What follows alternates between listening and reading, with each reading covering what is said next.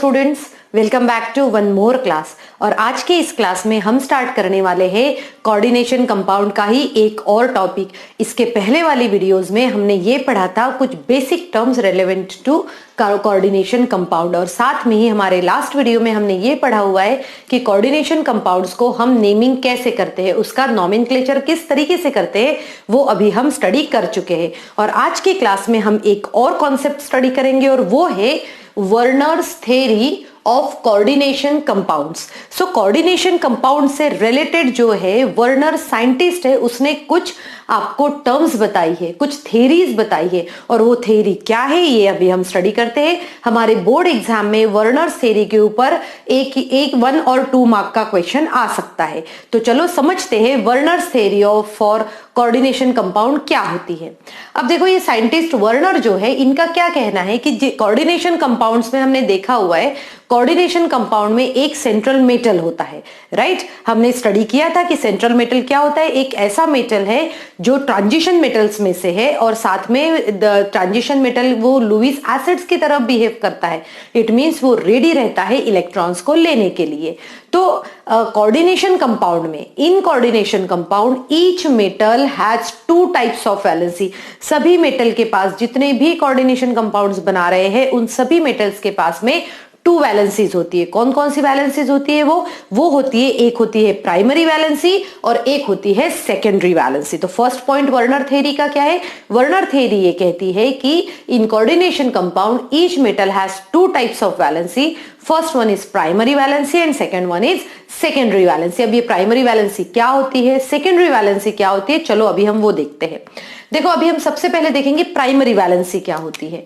Primary valency क्या होती है? प्राइमरी वैलेंसी ऐसी वैलेंसी होती है जो कि क्या रहती है, आयोनाइजेबल। स्टूडेंट अगर आपने प्रीवियस वीडियो देखे हुए हैं तो मैंने समझाया था कि कोऑर्डिनेशन कंपाउंड में एक आयोनाइजेशन स्फीयर होता है और एक कोऑर्डिनेशन कॉम्प्लेक्स होता है, कोऑर्डिनेशन स्फीयर होता है। तो वो आयोनाइजेशन स्फीयर में जो एलिमेंट्स रहते हैं, मॉलिक्यूल्स रहते हैं या फिर आयंस रहते हैं, उनको हम कह सकते हैं प्राइमरी वैलेंसी, और जिसको हम कहते हैं आयोनाइजेबल, वो आयोनाइज हो सकते हैं। तो जितनी भी प्राइमरी वैलेंसी रहेगी वो सभी क्या हो सकती है, आयोनाइजेबल हो सकती है। First point.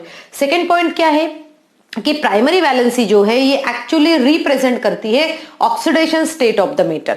हमने प्रीवियस वीडियो में ऑक्सीडेशन स्टेट कैलकुलेट करी थी, और यहां पर हम ये बता सकते हैं कि जो उसकी प्राइमरी वैलेंसी रहती है वही उसकी ऑक्सीडेशन स्टेट हो जाती है मेटल के। हमने, अगर आपको याद है तो हमने कोऑर्डिनेशन कंपाउंड्स के नेमिंग में हमने ब्रैकेट में रोमन न्यूमरल्स में लिखा हुआ है कि उसकी ऑक्सीडेशन स्टेट कितनी होती है। तो ऑक्सीडेशन स्टेट, तो प्राइमरी वैलेंसी किसको रिप्रेजेंट करती है? Primary valency oxidation state of the metal को रिप्रेजेंट करती है। फिर हम आते हैं कि किसी भी कंपाउंड में अगर आप उसका स्ट्रक्चर लिखते हो तो प्राइमरी वैलेंसी को हमेशा इस तरीके से डॉटेड लाइन में ही शो किया जाता है। आप यहां पर एक एग्जाम्पल देख सकते हो। इस एग्जाम्पल में 1 2 3 जो है ये क्या है, ये डॉटेड लाइन से शो किया गया है।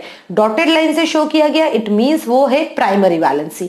और हम ये भी देख सकते हैं कि प्राइमरी वैलेंसी जो है ये नॉन डायरेक्शनल होती है। नॉन डायरेक्शनल इट मींस वो कोई भी डिफिनाइट ज्योमेट्री नहीं बनाती है, ठीक है। सो अभी हमने प्राइमरी वैलेंसीज के बारे में कितने पॉइंट्स कवर किए, एक बार रिवाइज कर लेते हैं। प्राइमरी वैलेंसी जो है आयोनाइजेबल होती है। वो क्या रिप्रेजेंट करती है? Primary valency representing the oxidation state of the metal. किसी भी स्ट्रक्चर में उसको डॉटेड लाइन से शो किया जाता है, और हम कहेंगे प्राइमरी वैलेंसी जो रहती है वो नॉन डायरेक्शनल रहती है। अब हम आते हैं हमारे सेकेंडरी वैलेंसी की तरफ। हमने कहा था कि 2 वैलेंसीज होती है, प्राइमरी और सेकेंडरी। तो सेकेंडरी वैलेंसी, चलो कुछ पॉइंट्स इसके भी समझ लेते हैं कि सेकेंडरी वैलेंसी क्या होती है। सेकेंडरी वैलेंसी कैसे रहती है? नॉन आयोनाइजेबल, वो आयंस में कन्वर्ट नहीं हो सकती। यहां पर देखो डिफरेंस आपको इजीली समझ में आ जाएगा। तो क्या है, सेकेंडरी वैलेंसी हमेशा क्या होती है, नॉन आयोनाइजेबल, आयोनाइज नहीं हो सकती है।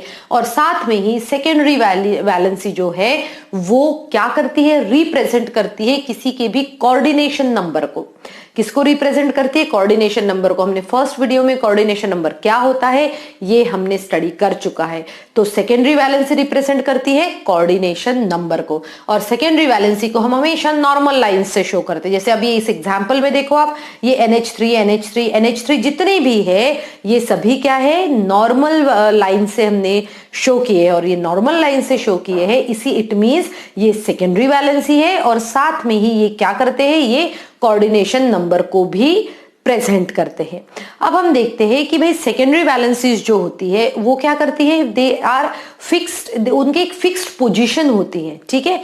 सेकेंडरी वैलेंसीज की हमेशा फिक्स्ड पोजीशन होती है और उनकी फिक्स्ड पोजीशन होने की वजह से वो क्या करते हैं, एक डेफिनाइट ज्योमेट्री क्रिएट करते हैं और इसीलिए हम ये कह सकते हैं कि वो कोऑर्डिनेशन नंबर को रिप्रेजेंट करते हैं और साथ में ही फिक्स्ड या फिर डिफिनाइट ज्योमेट्री को भी रिप्रेजेंट करते हैं कि कोऑर्डिनेशन कॉम्प्लेक्स की ज्योमेट्री क्या होनी चाहिए।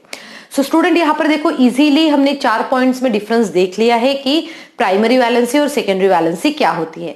अब आते हैं हमारे नेक्स्ट पॉइंट की तरफ। नेक्स्ट पॉइंट क्या कह रहा है, देखो कि fixed number of secondary valencies. अब हमने क्या कहा कि हर एक मेटल को, ईच मेटल हैज, क्या कहा हमने, each metal has fixed number of secondary valency. सभी मेटल की ये फिक्स्ड नंबर होता है और क्यों होता है, क्योंकि ये किसको रिप्रेजेंट करता है, कोऑर्डिनेशन नंबर को, और कोऑर्डिनेशन नंबर को हम चेंज नहीं कर सकते और इसीलिए each central metal has fixed number of secondary valencies. अब आते हैं हम नेक्स्ट क्या है, नेक्स्ट क्या कह रहा है, ये देखो कि जो प्राइमरी वैलेंसीज एटम है, जो मेटल होता है कॉम्प्लेक्स जो होता है, तो मेटल एटम जैसे हमने बताया कि इसकी 2 वैलेंसीज होती है, तो वो दोनों valency tends to satisfy both the valency. वो चाहता है कि हम दोनों वैलेंसीज को सेटिस्फाई करें। तो प्राइमरी वैलेंसीज को कैसे सेटिस्फाई करते हैं, देखो primary valencies are satisfied by negative ions, इनको नेगेटिव आयंस के साथ में सेटिस्फाई किया जाता है, and secondary valencies are satisfied इधर नेगेटिव आयंस और न्यूट्रल आयंस। ये भी एक इंपॉर्टेंट पॉइंट है, अगर आप दोनों के डिफरेंसेस अगर लिखना चाहो तो उसमें ये भी हम पॉइंट इंक्लूड कर सकते हैं, ठीक है। तो ये सभी पॉइंट्स है Werner's theory of coordination compounds के। सो स्टूडेंट यहाँ पर हमारे पास में एक स्ट्रक्चर है, इस स्ट्रक्चर के बेसिस पे हम उसका फॉर्मूला लिख सकते हैं और कैसे लिखेंगे, bye knowing all this point. जैसे हमें पता है कि सेकेंडरी वैलेंसी को शो किया जाता है नॉर्मल लाइन से और वो क्या होता है, कोऑर्डिनेशन नंबर होता है। तो इजीली हम यहाँ पर इसको यहाँ लिख लेते हैं, ये कितना है NH3, कितने NH3 है, 1 2 3 4 5 6। सो हम यहाँ पर NH3 होल 6 यहाँ पर इजीली लिख सकते हैं। सेंट्रल मेटल कौन है, यहाँ पर CO जो है ये सेंट्रल मेटल है, इसको ब्रैकेट में डाल दो और ये जो Cl डॉटेड लाइन से जो है वो क्या रिप्रेजेंट कर रहा है, ऑक्सीडेशन स्टेट को रिप्रेजेंट कर रहा है और ये क्या है, उसकी प्राइमरी वैलेंसी है। तो देखो प्राइमरी वैलेंसी है तो हमने यहाँ पर Cl3 भी लिख दिया है। अब स्टूडेंट अब हमें ये पता करना है कि क्या प्राइमरी वैलेंसी ही जहां इसके अकॉर्डिंगली प्राइमरी वैलेंसी कितनी है इसके अकॉर्डिंगली प्राइमरी वैलेंसी जो कि डॉटेड लाइन से शो किया गया है, प्राइमरी वैलेंसी 3 है। तो मेटल का कोऑर्डिनेशन, मेटल का जो ऑक्सीडेशन स्टेट है वो भी 3 आना चाहिए। आता है या नहीं हम कैलकुलेट कर सकते हैं। देखो यहाँ पर ये कंपाउंड है, ये एक्स की हमें ऑक्सीडेशन स्टेट कैलकुलेट करना है, प्लस ये कितना है, देखो यहाँ पर NH3 क्या है, 6 है और NH3 न्यूट्रल होता है इसलिए 0 × 6।